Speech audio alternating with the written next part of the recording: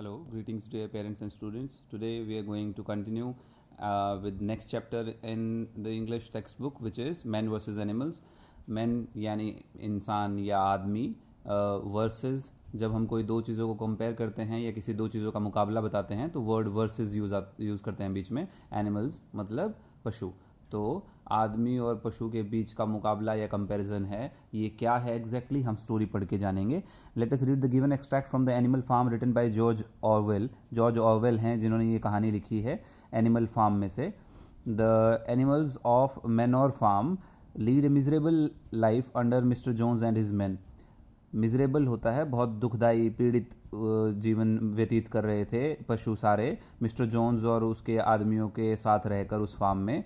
Old Major a boar secretly calls for a meeting one night and shares his dreams with other animals. Old Major a boar ये जो हैं ये इसके बारे में आपको स्टोरी के बाद पता चलेगा क्या है. इसमें इन्होंने एक मीटिंग बुलाई अचानक से सीक्रेटली एक मीटिंग बुलाई जिसमें वो अपने सपनों के बारे में बाकी सब पशुओं को बताना चाहते थे. He tells them that man is the root cause of their sufferings. वो बाकी पशुओं को बता रहे हैं कि जो इंसान है वो हमारे सारे दुखों का कारण है. सफरिंग मतलब हमारे दुख पीड़ाएं हमारी. And they should build a society based on equality that will be free of humans. और पशुओं को मिल के एक ऐसा सोसाइटी बनानी चाहिए, संगठन बनाना चाहिए, एक समाज बनाना चाहिए जो इंसानों से मुक्त हो, इंसान नहीं हो उसमें. He dies after 3 nights and 2 young pigs Snowball and Napoleon take over the command. जो ये जिसके बारे में हम पढ़ रहे थे ओल्ड मेजर बोर, ये एक बुजुर्ग सुअर थे. उनके अब ये 2 यंग वंस हैं स्नोबॉल एंड नेपोलियन. ये अब उनके अगले सिपाही बन गए जो इसी लड़ाई को आगे बढ़ा रहे हैं. टेक ओवर द कमांड जिसमें उन्होंने आगे कमांड अपने हाथ में ले ली. They drive mister Jones away and formulate the policy of animalism for everyone. और वो मिस्टर जोन्स जिसका ये फार्म है जो इनकी देख रेख नहीं करते जिसकी वजह से ये परेशान हैं उनको दूर भगाना चाहते हैं और एक पॉलिसी बनाना चाहते हैं एनिमलिज्म की, मतलब पशुओं के ऊपर आधारित.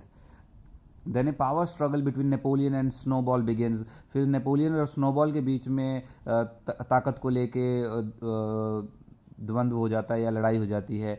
The latter is driven out. Latter मतलब जिसका नाम बाद में लिया गया है. तो बाद में किसका नाम लिया गया है? स्नोबॉल का. पहले नेपोलियन का नाम लिया गया था. तो स्नोबॉल को बाहर फेंक दिया जाता है, is driven out and Napoleon becomes very powerful. Napoleon powerful बन जाता है इन दोनों में से बाद में. All animals work very hard but pigs assume a strong position. सब पशु मेहनत करते हैं लेकिन सुअर जो है ना, ये सुअर सभी इनमें स्ट्रॉन्ग बन जाते हैं पूरे ग्रुप में. Life becomes difficult and food becomes square. Life जो है इनकी सबकी पशुओं का जीवन बहुत मुश्किल बन जाता है और खाने की कमी पड़ जाती है. The pigs and Napoleon become more unable to distinguish between pigs and man. Become more corrupt, sorry, वो और ज़्यादा करप्ट हो जाते हैं. In that the pigs begin to resemble humans. और बाद में क्या होता है कि जो बाकी पशुओं को आदमी से शिकायत थी वही इंसान से होने लगती है. इसलिए लिखा है pigs begin to resemble humans. और जो उनको इंसान जैसे लगते थे पहले कि ये अत्याचारी हैं वैसे ही वो सुअर लगने लगे बाकी पशुओं को. And the other animals are unable to distinguish between pigs and man. और बाद में बाकी जो इसमें पशु बताए हैं उन पशुओं को आदमी और उस सुअर में कोई फ़र्क ही नहीं नज़र आ रहा था. वो इतना अत्याचार करने लगे बाकी पशुओं पे. Read on to find out what happened at the secret meeting called by the old major. Old Major ने जो मीटिंग बुलाई उस पर क्या क्या हुआ इसको जानने के लिए पूरी कहानी को डिटेल में पढ़ते हैं. Mr Jones of the Manor Farm had locked the hen house for the night. ये मैनर फार्म को ब्लू में दिया है, इसका मतलब इसका यहाँ रिजेंबलेंस यहाँ दिया है. एक लार्ज फार्म हाउस है ये जिसका नाम है मैनर फार्म. मिस्टर जोन्स उसके देखभाल करने वाले या उसके मालिक हैं जिन्होंने जो hen हाउस है यानी जिसमें इनको आपने मुर्गियों को रखा हुआ है उनका जो घर है उसको लॉक करके रखा था. But was too wear to remember to shut the pop holes with the ring of light from his lantern dancing from side to side. He lurched across the yard and made his way up to the bed where Mrs. John was already snoring. वो उनके छेद वहाँ से बंद करना भूल गया, was to tired, वो इतने थके हुए थे कि वो याद नहीं रहा उनको कि वो छेद बंद कर दे जहाँ से वो मुर्गियाँ बाहर निकल सकती हैं।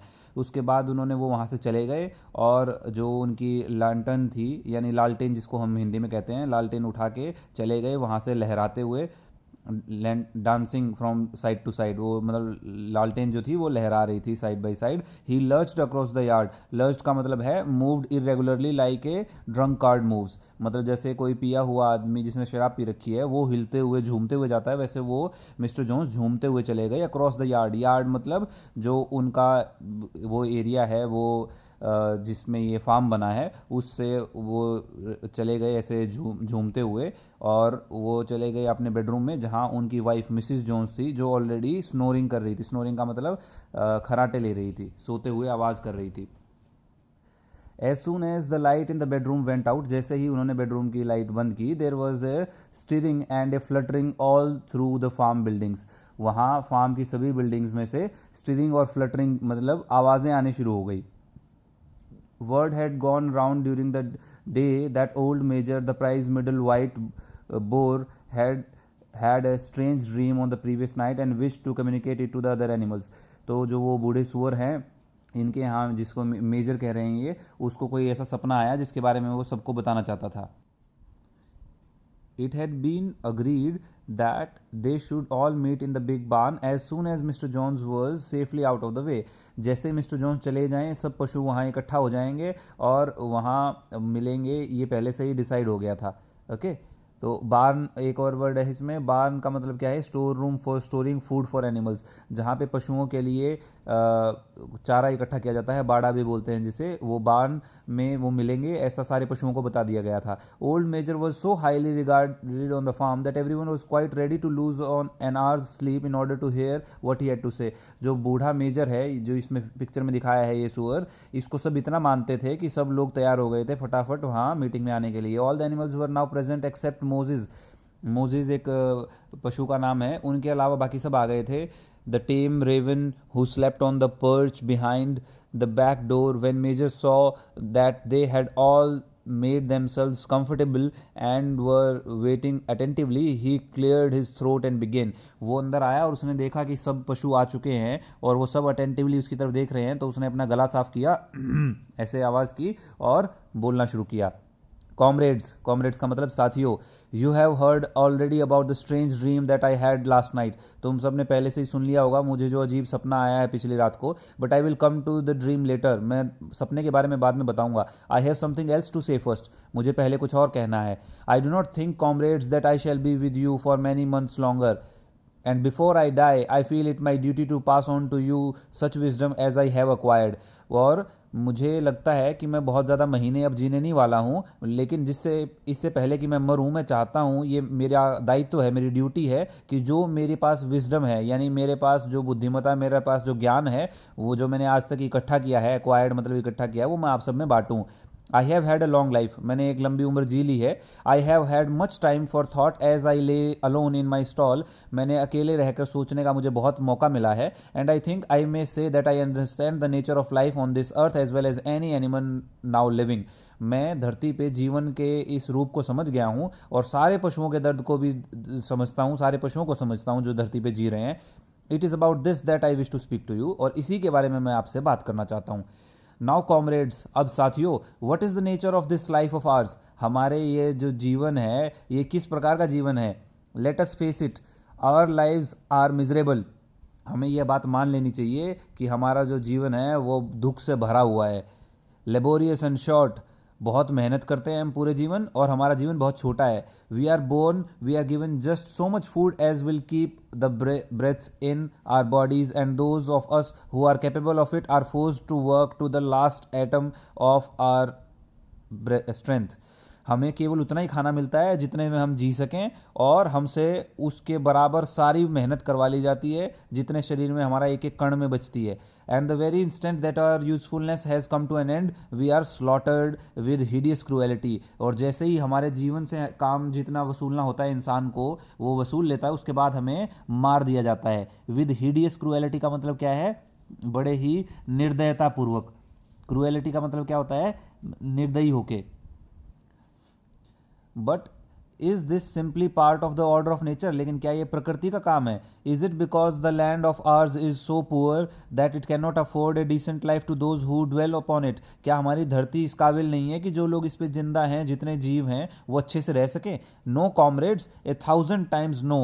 नहीं, 1000 बार कह सकता हूं मैं कि इसका जवाब ना है। This single farm of ours would support a dozen horses, 20 cows, hundreds of sheep, all of them living in a comfort and dignity that are now almost beyond imagining. कह रहा है कि जो हम जिस फार्म में भी रहते हैं, उस एक फार्म में इतने सारा चीज़ें उपलब्ध हैं जिससे 1 दर्जन घोड़े, 20 गायें, 100 भेड़ बकरियां एक साथ आराम से रह सकते हैं, जो और वह भी ऐसे आराम के साथ जो हम सोच भी नहीं सकते। Why then do we continue in this miserable condition? फिर भी हम ऐसे ही दयनीय स्थिति में क्यों जी रहे हैं? Because nearly the whole of the produce of our labour is stolen from us by human beings. क्योंकि जो हम मेहनत से चीज़ें बनाते हैं, जो हम मेहनत से काम करते हैं जिन चीज़ों पे, वो सारा आदमी हमसे छीन लेता है, ह्यूमन बींग्स, इंसान छीन लेता है। There comrades is the answer to all our problems, और यही हमारे सारे दुखों का जवाब भी है हमारे पास। It is summed up in a single word, man, और केवल एक ही शब्द में मैं इसका जवाब दे सकता हूं, आदमी, इंसान। Man is the only real enemy we have. इंसान एकलौता हमारा असली दुश्मन है। Remove man from the scene and the root cause of the hunger and overwork is abolished for ever. एक बार आदमी को इस सारे हमारी कहानी से हटा दो, हमारी जो भूखमरी है, हमारी भूख है, और हम जो मेहनत हम एक्सेस करते हैं, बहुत ज़्यादा मेहनत करते हैं, वो हट जाएगी, उसका बहिष्कार हो जाएगा। अबॉलिश करना मतलब बहिष्कार हो जाएगा उसका। A man is the only creature that consumes without producing. आदमी ही, इंसान केवल एक ऐसा जीव है जो खुद कुछ नहीं काम करता और औरों का प्रोड्यूस किया हुआ खाता है। He does not give milk, वो तो दूध नहीं पैदा करता लेकिन दूध पीता है। He does not lay eggs, वो अंडे नहीं देता फिर भी अंडे खाता है। He is too weak to pull the plough, he can not run fast enough to catch rabbits. वो धरती को जब उसमें बीज डालता है, अनाज पैदा करता है, तो वो खुद तो हल नहीं चलाता, उसमें बैलों को लगाता है। वो खुद इतना फुर्तीला भी नहीं है कि रैबिट खुद पकड़ सके। Yet he is lord of all animals, फिर भी वो सारे पशुओं पे राज करता है। He sets them to work, और सारे पशुओं से काम लेता है। He gives back to them the bare minimum, और उन पशुओं को वापस कम से कम ही चीज़ देता है खाने पीने को। Will prevent them from starving, इतना ही देता है जिससे वो भूखे ना मरे। And the rest he keeps for himself, और बाकी सब खुद खा जाता है। आर लेबर टिल्स द सॉइल, हम अपनी मेहनत से जो मिट्टी है उसको उपजाऊ बनाते हैं, उसको सींचते हैं। आर डंग फर्टिलाइजेज, हमारे ही गोबर से उसको फर्टिलाइज किया जाता है, यानी खाद बनता है। And yet there is not one of us that owns more than his bare skin, और फिर भी हम में से किसी का भी अधिकार उससे ज़्यादा नहीं है, वो ज़्यादा अधिकार रखता है। You cows that I see before me, how many thousands of gallons of milk have you given during this last year? एक साल में कितने हजारों गैलन दूध आप सब गायों ने इस इंसान को दे दिया होगा। And what has happened to that milk? उस दूध के साथ क्या हुआ? Which should have been breeding up sturdy calves, उससे आपके बछड़े पलने चाहिए थे, वो दूध कहाँ चला गया? Every drop of it has gone down the throats of our enemies, वो हमारे सच्चे दुश्मन इंसान ने पी लिया है सारा। एंड यू हेन्स, और तुम मुर्गियों, how many eggs have you laid this last year? एक साल में तुमने कितने अंडे दिए? And how many of those eggs ever hatched into chickens, और उनमें से कितने अंडों में से चूजे बन पाए? The rest have all gone to market to bring in money for Jones and his man, वो सारे अंडे जोन्स ने बेच दिए ताकि उसको और उसके आदमियों को पैसे मिले। And Clover, where are those four foals you bore who should have been the support and pleasure of your old age? Clover को कह रहा है कि वो आपका कहाँ चला गया, बोर सारा आपका फर कहाँ चला गया? Each was sold at a year old, you will never see one of them again. In return for your confinements and all your labor in the field, what have you ever had except your bare rations and a stall? तो वो उनका नेता कहता है कि तुम्हारे पास सब कुछ, तुमने मेहनत की, जो भी तुम प्रोड्यूस करते हो, चाहे वो दूध है, अंडे हैं, भेड़ बकरियां फर देती हैं, उनकी स्किन, उनके बालों से ऊन बनती है, तो ये सब कुछ देने के बाद तुम्हें क्या मिलता है? कुछ भी नहीं। केवल एक जगह तुम्हें पटक दिया जाता है, वहाँ तुम्हें केवल जीने लायक खाना मिलता है।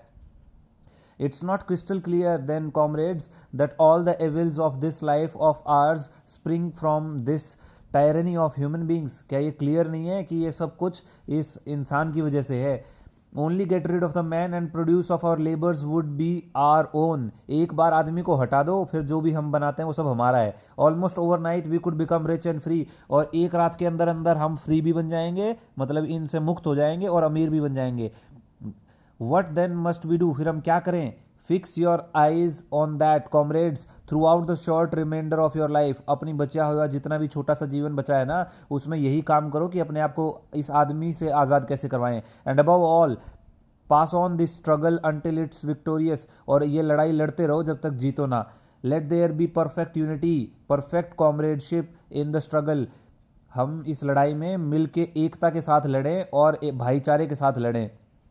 ऑल मैन आर एनिमीज, सारे इंसान हमारे दुश्मन हैं। ऑल एनिमल्स आर कॉमरेड्स, और सारे पशु हमारे साथी हैं। तो ये था पूरा चैप्टर। ये पूरा चैप्टर में ये हमने जो सुना, ये यह सबसे जो इनके सीनियर मेंबर हैं वो सुअर, इसकी स्पीच है जो अपने सारे पशु साथियों को कह रहा है कि हमारे सारे दुखों की जड़ इंसान है। तो आई होप आपको ये समझ में आया चैप्टर, और इसके बेसिस पे आपकी अंडरस्टैंडिंग आप खुद नोट करिए। इसके बाद हम इसकी एक्सरसाइज को स्टडी करेंगे और आपको आंसर्स भेज दिए जाएंगे। तो वो आंसर्स आप अपने फेयर नोटबुक में बहुत साफ साफ लिखेंगे और याद भी करेंगे उसको।